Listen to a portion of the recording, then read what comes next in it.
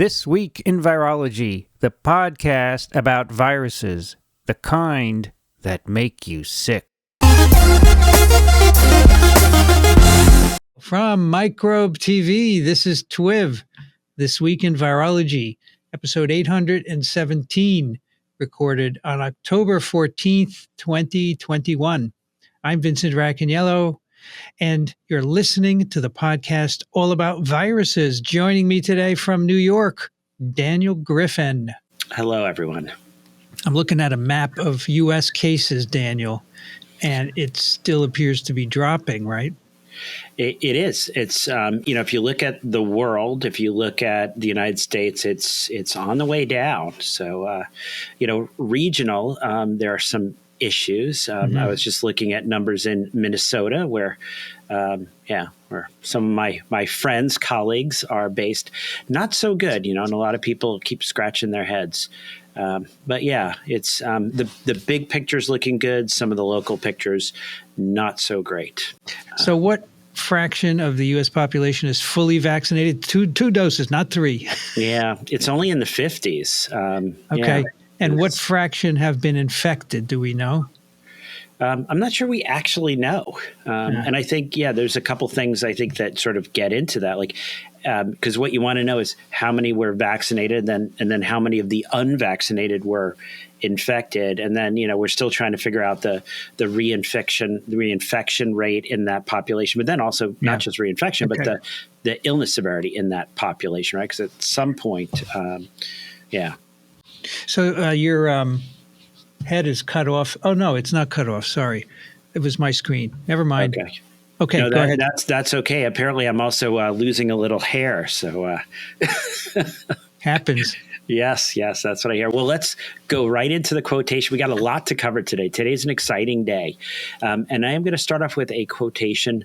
Reality is that which, when you stop believing in it, doesn't go away. And that's by Philip K. Dick. I actually, I really enjoy reading the Philip K. Dick books. Some of his writing is a little bit, I'm not sure my son should be reading them quite yet. It does. Some writers don't always age quite well.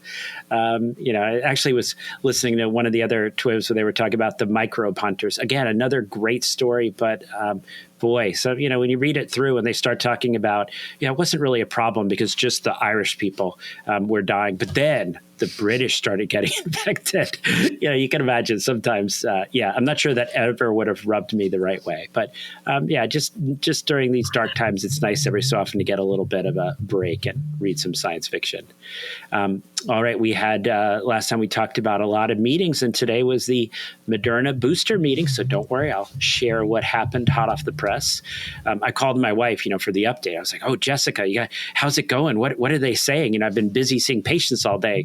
And her response was, "You're kidding. You don't think I'm actually sitting here watching the Moderna FDA advisory discussion." But we will get into what happened there. So, all right, we'll start with children. Children are at risk for COVID. I think that's really clear. And as I like to say, wearing a mask is less traumatic for a child than being hospitalized. Where are we with children? I'm going to do my update here. The data most up to date was October 7th. Here in the U.S., and this is data made available through the American Academy of Pediatrics, collected by the CDC. Over 6 million children here in the U.S. have tested positive for COVID-19 since the pandemic start. Over 23,000 children have been hospitalized, and we've had 542 children die from COVID. So I think that, any of sort of the ideas back before when people were talking about this not affecting children, just to put this in context, because I think that this is going to be part of that decision that parents are going to be making.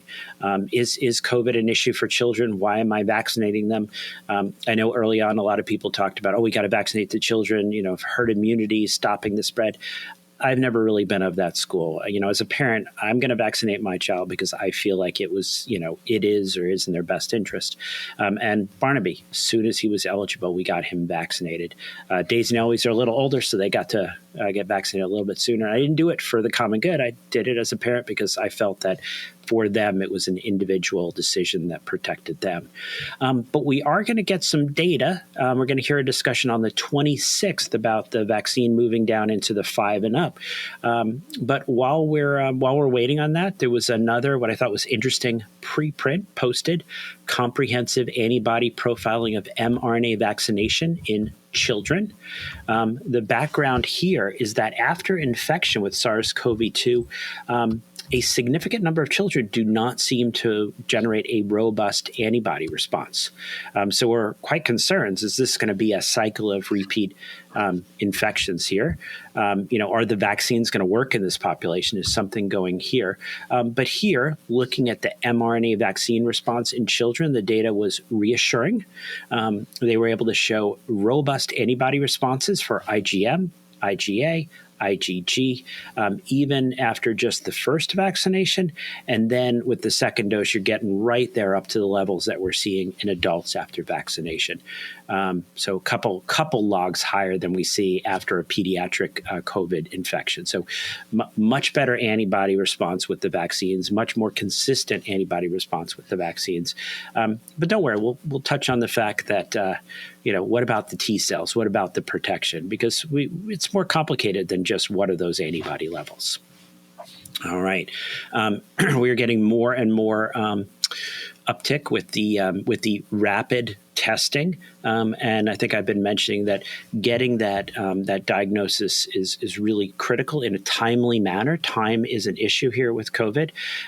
One of my son's friends actually had an exposure. So a high school boy, it took almost a week for a PCR result to come back after that exposure. Child missed a week of school just waiting because of resulting delays. So even here where we think we have pretty good access to tests, we're still running into resulting delays. All right, active vaccination. This is an exciting part. I like to say vaccination is how this pandemic ends. And we got data on Novavax, the preprint, efficacy and safety of NVX, CoV2373 in adults in the United States and Mexico.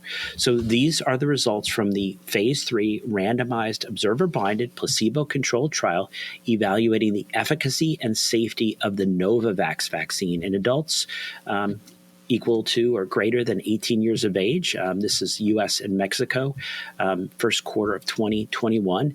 Now here the participants were randomized in a 2-to-1 ratio to receive 2 doses of the Novavax vaccine or placebo, 21 days apart. And the primary endpoint was vaccine efficacy against PCR confirmed COVID-19 in SARS-CoV-2 naive participants, starting to look 7 days after the second dose. So there were 29,949 participants randomized, 19,714 received vaccine, 9,868 placebo, and all moderate to severe cases confirmed in placebo recipients, none in the vaccinated, none of the moderate to severe. So we get that vaccine efficacy of 100% for prevention of moderate to severe COVID. Remember, there's going to be confidence, right? Because once you start giving this to more people, the confidence interval here is 87 to 100. Most of the sequenced genomes were variants of concern. The vaccine efficacy against any was 92.6. So let's hit those numbers again. Vaccine efficacy against prevention of moderate to severe COVID, we're getting 100%. But what about vaccine efficacy against even infection? That was 90%. So they actually looked at infection, which they weren't doing early in the Pfizer and Moderna trials, right? I think that this is really important. We've actually started to, appreciate, look for what I refer to as the superpower, something that we really didn't look for in prior vaccines. One of the issues I have with this quote unquote superpower is we don't know how durable that is. right? Yeah. We don't think that that's a durable thing. We think that that's going to be a window. So we'll keep getting back to that. And I want to say the reactogenicity was mostly mild. This is one of those vaccines that often the placebo and the recipients can't tell whether or not they got it. So we think that this may be better tolerated, less reactogenicity. So that may play a factor here. Daniel, any idea when they will apply for EUA? We are told that it's going to happen by the end of the year. That's the rumor. Wow. That's a big confidence interval. Yeah, what is that? Confidence interval with how many months, right? October, November, December. Yeah. All right. They have to apply soon, right? Because the FDA is pretty busy. They've got a pretty busy docket. All right. What about boosters? First breaking news, as we're recording this, October 14th, the Food and Drug Administration Advisory Committee unanimously recommending giving booster shots of Moderna's COVID-19 vaccine to people aged 65 and older and other vulnerable Americans. All right. But then the story gets more complicated. We're going to talk a little bit. There's two articles I'm really going to go into this week. The first article, Heterologous SARS-CoV-2 Booster Vaccinations Preliminary Report. This is under review at the New England Journal of Medicine, but was posted as a preprint. It is preliminary, not all the data is here. John Mascola, the director of Vaccine Research Center down at the NIH, sent this my way, and I expect this to be part of Friday's discussion. So when this drops Saturday, that'll be kind of behind us. But I think that this is a publication that will get a lot of discussion, but I think it's important to go a little bit into what does this publication suggest. So just to give people background here, at the end of September on the TWiV COVID update, we talked about effectiveness of the single-dose Ad26-CoV-2S COVID vaccine, right? The J&J. This is a preprint where they were saying a vaccine efficacy of 79% for a recognized infection, 81% for COVID-19 related hospitalizations, just one shot. But then they looked at phase 3 Ensemble 2. What if we give that second shot, just like we're doing with the others, given 56 days after the first? We got that 100% protection against severe or critical COVID-19, looking 14 days after second shots. That got us up right at that mRNA level.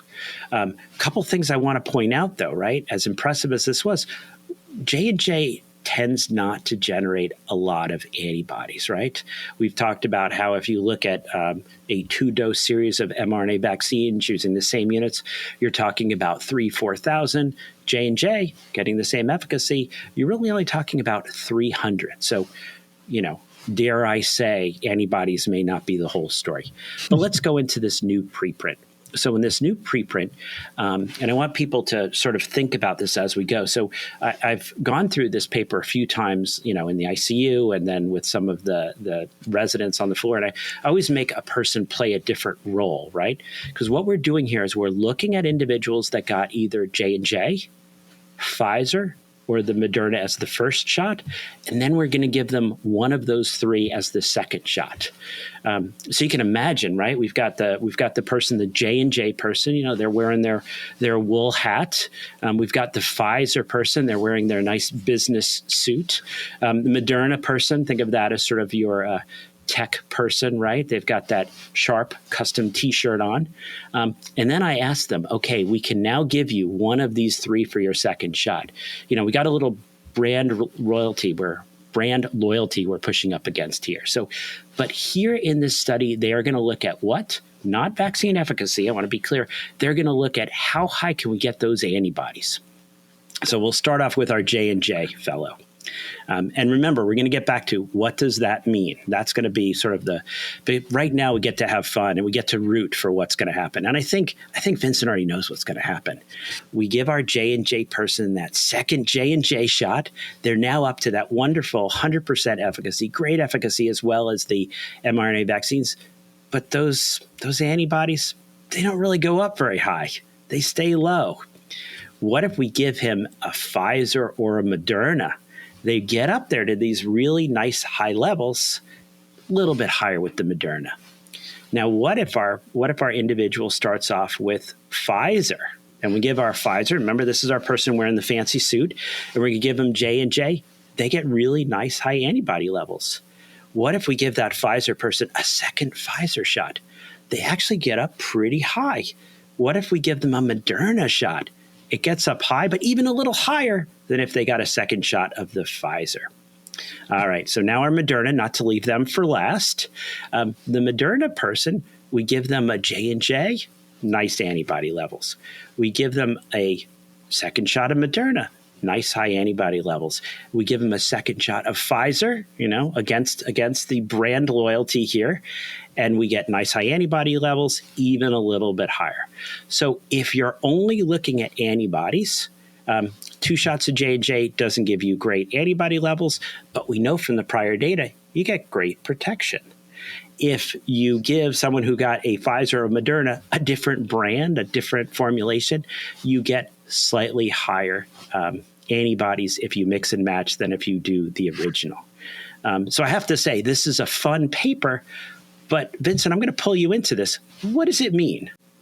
See, the problem, Daniel, as you know, is we have no idea what these antibody levels mean, right? We don't know what the correlative protection is. So, the J&J second shot gave great efficacy against COVID, right?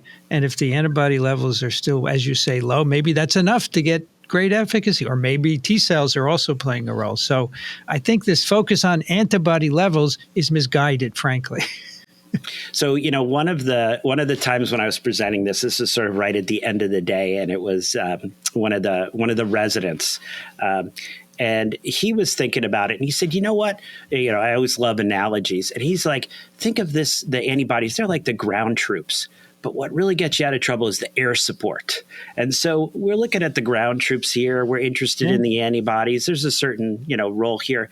But then when you call in those bombers, those jets, that's what I think we really care about. I'm not sure that we know what to make of these antibodies. And I think that, we're sort of going down this road where we become in sort of this circle echo chamber of talking about antibodies. This is a fun paper, but I'm not sure what it really means. What I will say is there are T cell studies that are being done. So this is preliminary. So we're going to get T cell data.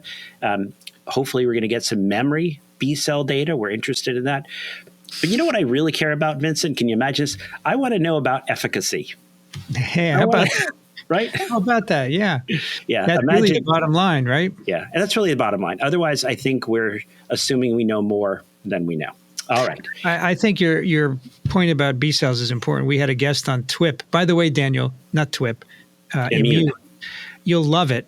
She works on the immunology of helminth schistosome infections. But she said the focus on antibodies is not quite right because it's really memory B cells, at least with respect to antibodies, that matter. So, yeah, that's important. Yeah, for sure. But I agree. We should be looking at efficacy, not just antibody levels. All right. But the other thing is, Daniel, I'm sorry, one more thing. I get a lot of questions, as you must, from people who say, I got this vaccine, can I take this other one? And this answers that question now. It's okay, it's safe, and it works, right? Yeah, I mean, well, that's so definitely, and I think that's great that you touched on that, Vincent, is this gives us the safety data was fine. This was safe. There were no concerns, the mixing and matching. When our episode drops on Saturday, this Friday, there's going to be a discussion about, hey, J&J, can people get a second dose of J&J if they want? We expect that to be a yes. What if they want to mix and match? Is that okay? And I suspect we'll see what happens, but this data would suggest it's fine. If you got, as my mother said, if she got a couple of those Pfizer shots, but now she wants to go with the Moderna Spikevax, it should be fine. There should be the ability. And next year, right, and this is important, what happens next year if they start saying we need boosters? If I want to switch from the Comirnaty camp to join me in the Spikevax camp, it should be okay. Yes, when Amy told me about this, she said, now Daniel can tell his mom it's okay. She has to wait. She has to wait till next week. All right. Now we are in the period of detectable viral replication, the viral symptom phase, the time for monitoring and monoclonals, and eventually maybe something more. Not the time for antibiotics, not the time for steroids. what about aspirin? What about anticoagulants? That question has come up for a while. So we have the article, the peer-reviewed article, Effect of Antithrombotic Therapy on Clinical Outcomes in Outpatients with Clinically Stable Symptomatic COVID-19, the Active 4B randomized clinical trial, right? So here's, do I give the patient an anticoagulant? Do I give them aspirin? Is that going to be helpful? Is that going to be a benefit, or am I just getting risk without benefit? So this is an adaptive randomized double-blind placebo-controlled trial of antiplatelet, so aspirin, and anticoagulant agents with blinded adjudication of outcomes of 657 symptomatic outpatients with COVID-19 conducted in the US, right? So the participants are either going to get a baby aspirin, that's the 81 milligrams once a day, a low dose of apixaban, that's one of those oral anticoagulants, a higher dose, or placebo. And then they're going to look at all-cause mortality. They're going to look at clots, heart attacks, strokes, hospitalizations. Basically, what did they find? They did not find benefit. There were a few non-major bleeding events associated with the aspirin and the anticoagulation arms, about 2% above placebo. So no clear benefit, minor low risk of harm. So more support for keep those hands in your pocket. We can certainly do harm during that first week. We can do some positive things in the right patients by getting them those monoclonals.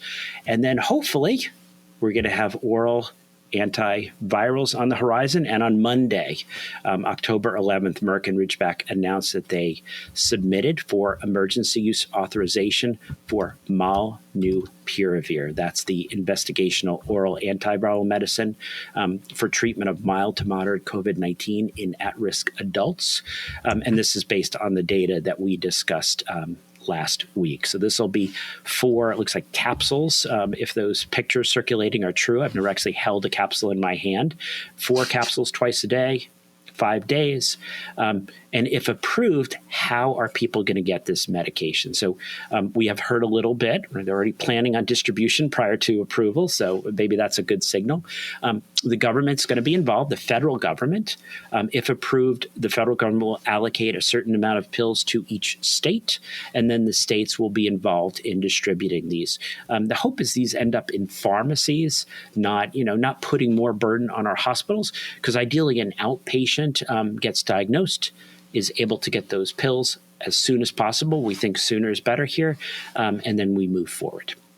Now, what about those monoclonals? Little more data here. People may be feeling like, boy, we're getting a lot of data on those monoclonals. When are they just going to license them and stop doing the EUA?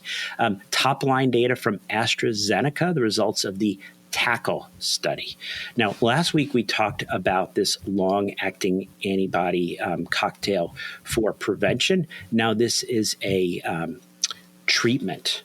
So treatment now. So TACKLE is a phase 3 randomized double-blind placebo-controlled multi-center trial, right? So it's got all the right components. And they were looking at the safety and efficacy of a single 600 milligram IM dose. I say sequential. I say single. It's actually 2 shots, is my understanding, looking through the clinical trials. So you're going to get 2 shots intramuscular. So that's actually one of the changers here, right? So I want to sort of give, like, why do I care so much? Let's take a scenario. The patient finds out that they've been exposed, that they're at risk for COVID. They start having symptoms. They go and get a test. I'm going to say it's Monday. There might be a resulting delay because they're thinking the PCR instead of rapid. Now it's Wednesday. The test comes back positive. A clinician goes online, fills out all the stuff, uploads that positive result. Within a day, they get a call. Maybe 3 days later, they get scheduled for the monoclonals, right? Lots of delays get built in. With an IM formulation, the idea would be the person gets that rapid test. They immediately get the IM injection. We think, again, time really makes a difference. So what were the results here? 903 participants randomized 1-to-1, giving the 2 separate sequential IM injections. And we saw 50% reduction in the risk of developing severe COVID-19 or death.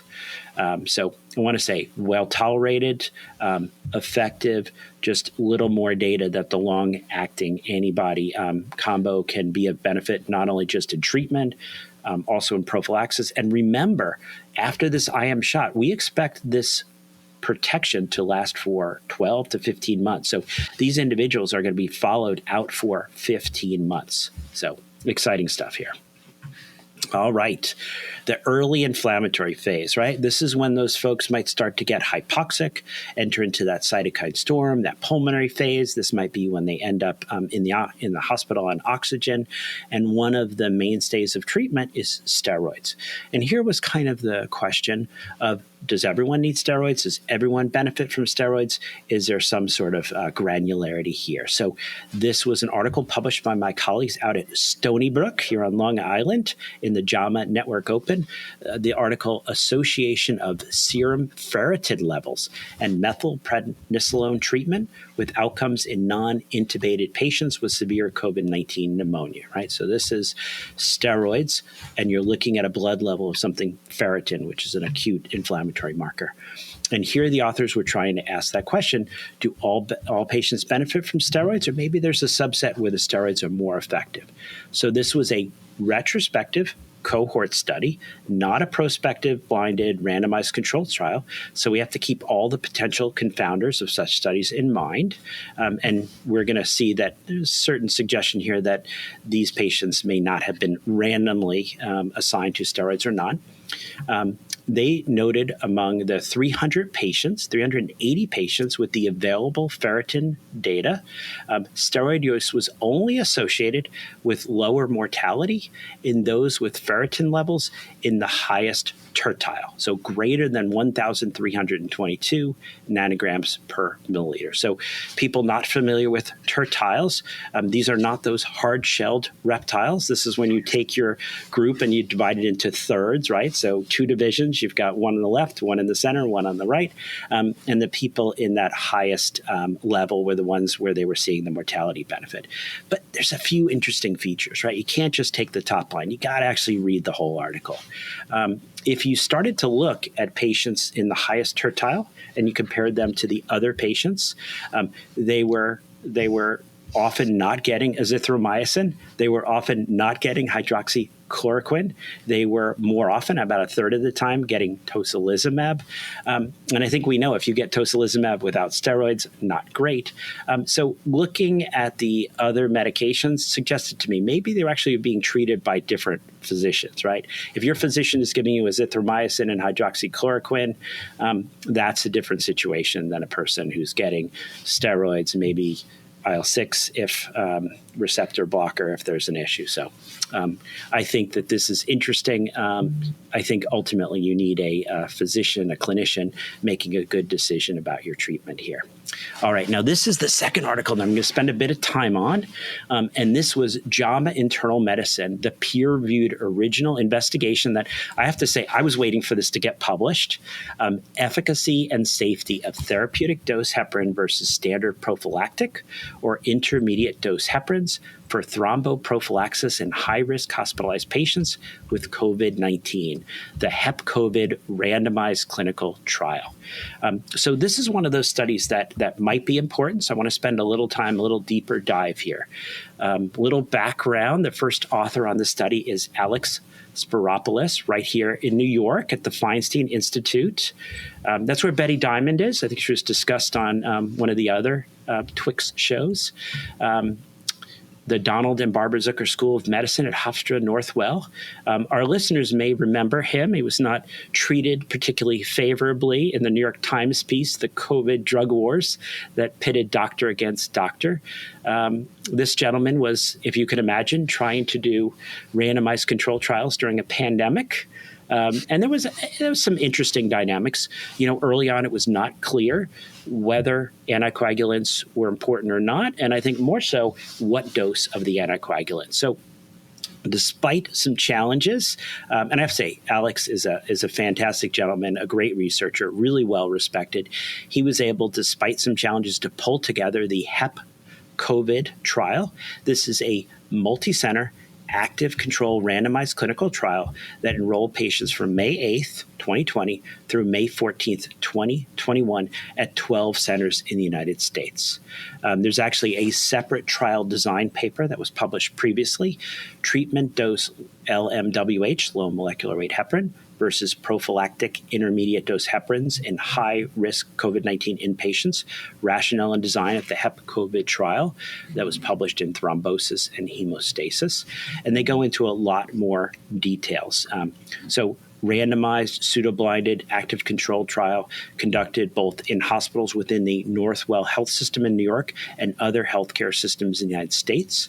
And what they're going to do is they're going to stratify the patients into those requiring ICU level care, not just geographic, and those non-ICU, not requiring that level of support. This is a pseudo-blinded design, so the PIs don't know what arm the patients are in, but the study pharmacists, they're aware, the research coordinators are unblinded, so there is a safety aspect, which actually thought made sense. The patients were randomly assigned 1-to-1, either to the therapeutic dose, it was enoxaparin, that's a low molecular weight heparin anticoagulant, or the institutional standard prophylactic dose or intermediate.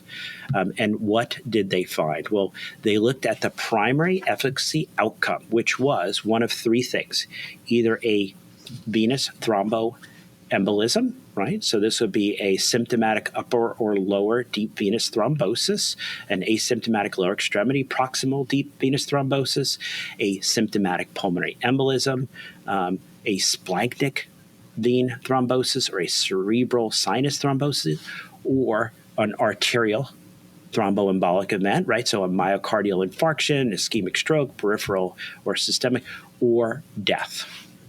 Now, they started off screening over 11,000 patients. Ultimately, 253 were included. And here, and I think this is really important, what they were asking here, and I'm going to go back to the title because I think this is really critical.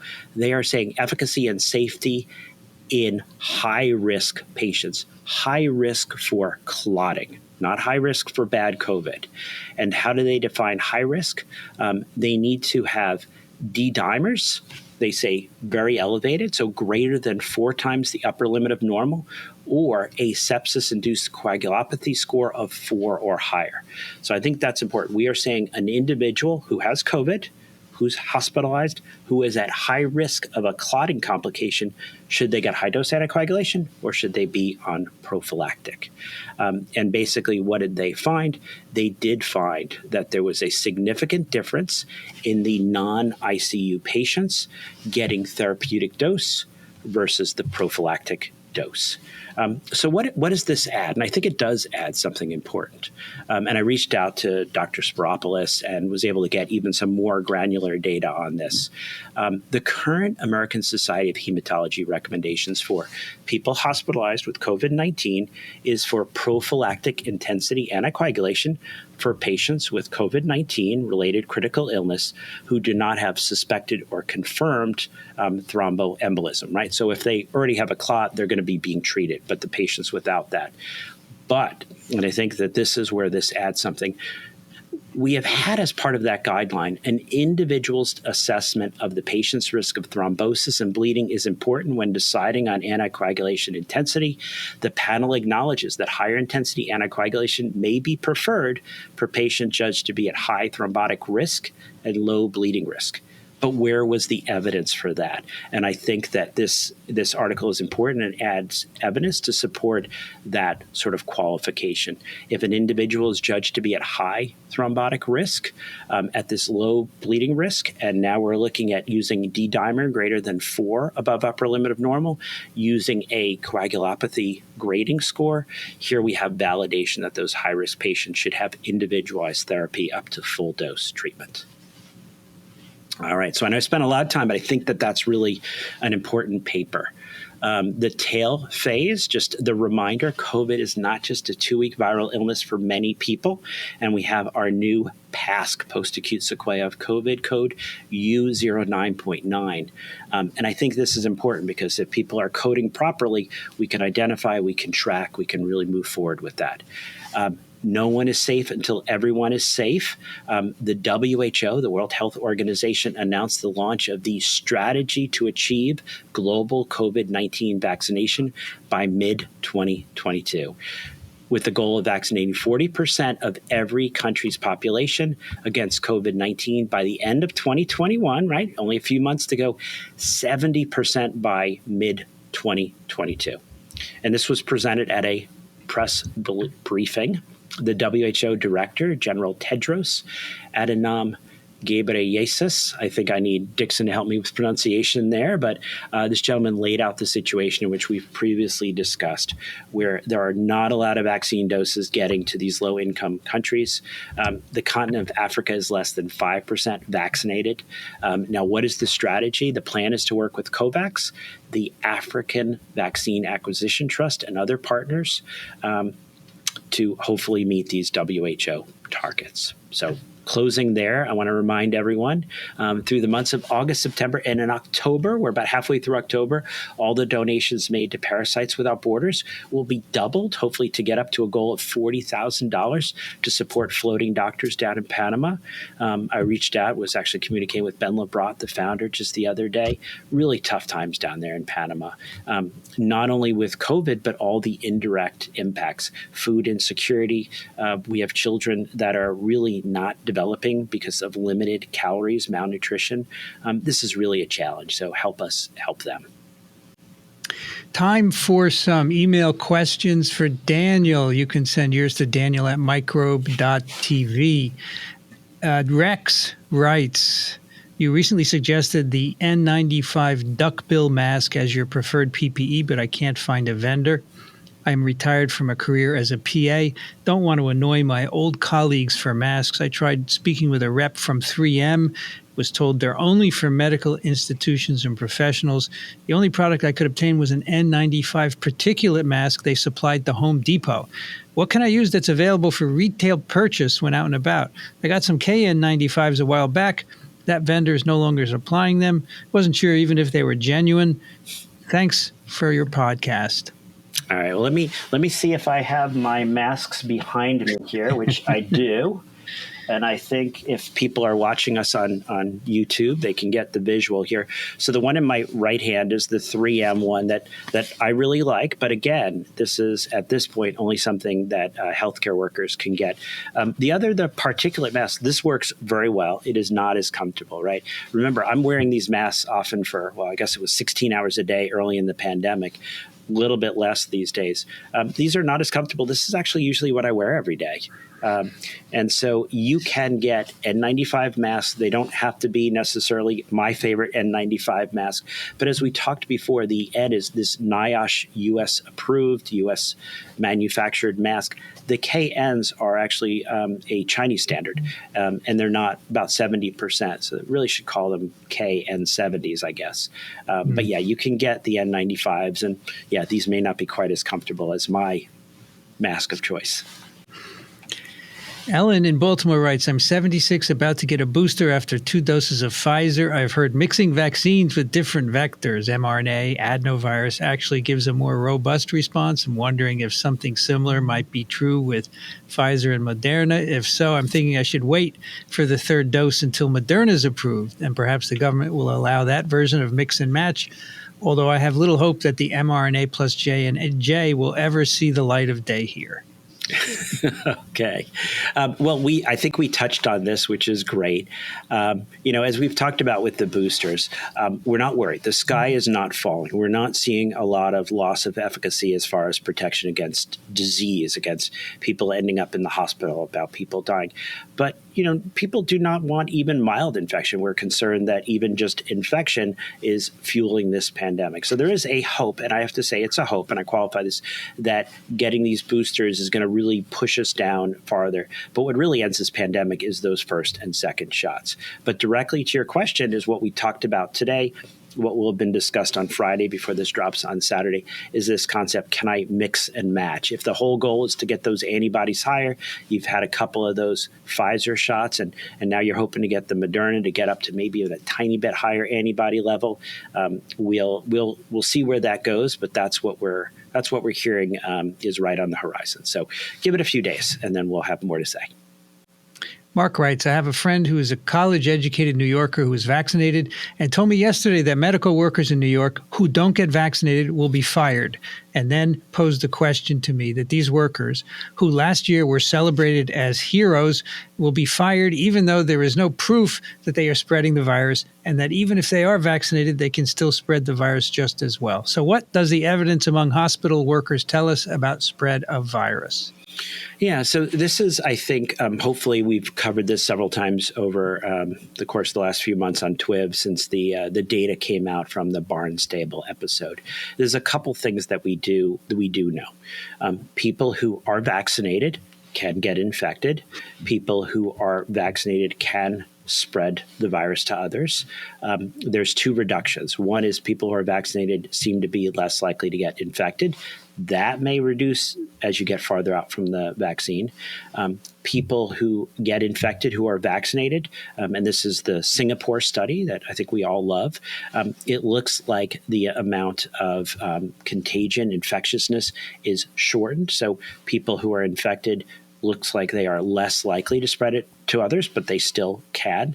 So we have those 2 points of data: less likely to get infected, less likely to spread it, but you can get infected, you can spread it. And the concern in the healthcare settings is these are the highest risk individuals. So if our patients get infected, for them, it's not just a sniffles, it's not just a cold. They could actually end up dying. Now, some of our patients are not vaccinated. Patients are not required or mandated to get vaccinated, particularly some of our seniors. Those people are really at high risk. So that's the data, and that's the concern. So, Daniel, I have a colleague in another large northeastern city whose hospital is in the same situation. They're about to fire a number of people for not getting vaccinated, but these people are critical for some of the procedures they do.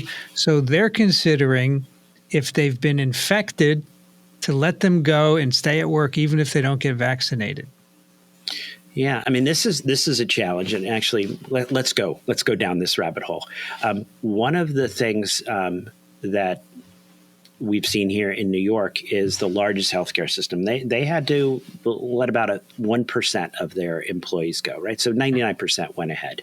But there was a small percent that didn't. One of the interesting things that's come up over and over again is, if I already got COVID, maybe I don't have to get vaccinated. This whole concern about maybe natural immunity, maybe post-infection gives you some protection. One of the concerns, and this brings me back to something that we discussed early on, there are people who do not want to get the vaccine, and there were actually COVID parties, right? So if you're a person who doesn't believe in vaccines and your employer says, oh, if you've got antibodies, if you have prior infection, you don't have to get vaccinated, some people, as we saw, will choose to go out and get COVID. So that's one of our biggest concerns when we start saying, like, oh, prior infection is an acceptable alternative to vaccination. And I think Akiko up at Yale made this point very clear. The way to get antibodies then is not through getting infected. That is not a great, safe way of doing it. But it is a challenge because we're still working out the science on after you get an acute infection, we think that you're at low risk of a second infection in the first 3 months. We know that declines over time. We've talked a little about the Oklahoma data where you compare prior infection to vaccine, and now with this booster. There's a lot of unknowns here. But yeah, the last thing we really want to do is create a scenario where we're encouraging people to go out and get infected so that then they can avoid a vaccine mandate. All right, our last email's from Sanjita. I'm a pediatrician in Texas, an avid listener of your podcast. I haven't taken a booster third dose yet, as I'm not convinced about the data. I received Moderna vaccine in December, January, awaiting recommendation on half versus full dose. I have two questions for your team. One, if original antigenic sin is a concern with COVID vaccines, would a new formulation of vaccine that uses a different antigen of the virus. Nucleocapsid rather than spike be a better way to boost our immunity. And understand we don't have that formulation yet, but can mRNA vaccines be modified to target a different protein? So the last question is easy. Yes. I mean, you could basically put in the mRNA for whatever target, whatever protein target you want to go after. So you can do that. I still remember when we were talking about putting all your eggs in the spike basket. That seems like it's worked out. We're not sure how much efficacy you get if someone went after just a pure N mRNA type vaccine. But I think, as we discussed a little bit earlier, there's this data coming out. There's a lot of discussion. What is the goal of boosters? The goal of boosters is not necessarily to protect you against severe disease, hospitalization. There's, of course, a hope that this will be a broader, more durable response. The rumors and sort of the mumblings are the idea that the vaccines J&J will probably turn into a 2-dose vaccine in the U.S. The Pfizer and Moderna may end up being a 3-dose vaccine series, much like hepatitis B. But yeah, I think you're right to say the data is not worrisome. The sky is not falling. We're getting more and more information as we go forward. And it'll be interesting to see in coming weeks and months what impact a third dose has on infections and other things, and how even durable that extra little input might be. So the second question, why should a young 27-year-old male healthcare worker, my son is a medical student with no underlying health issues and one who follows all MPI religiously, be compelled to take a third dose of Pfizer? Do we have any data on risk of myocarditis in this age sex group after a third dose versus risk of myocarditis from COVID-19 disease after 2-dose vaccination? Yeah, I don't think we're at the point where it should be something that is compelled, right? I think it's reasonable. Someone's over 65, they're at higher risk, but we're really seeing, and if you look, even the data that people were worried about from Israel, if you're under the age of 30, we're looking at just tremendous efficacy of these vaccines after 2 doses. I'm not really sure a third dose is required. Definitely shouldn't be mandated or anything at this point. We'll see as the data comes forward. I think you should be able to wait and find out what those risks are. So we have no data yet on myocarditis after third doses, right? Particularly not in people in their 20s, right? And we have seen that there's an age adjusted risk for myocarditis. So yeah. That's COVID-19 clinical update number 84 with Dr. Daniel Griffin. Thank you, Daniel. Oh, thank you, Vincent, and everyone be safe.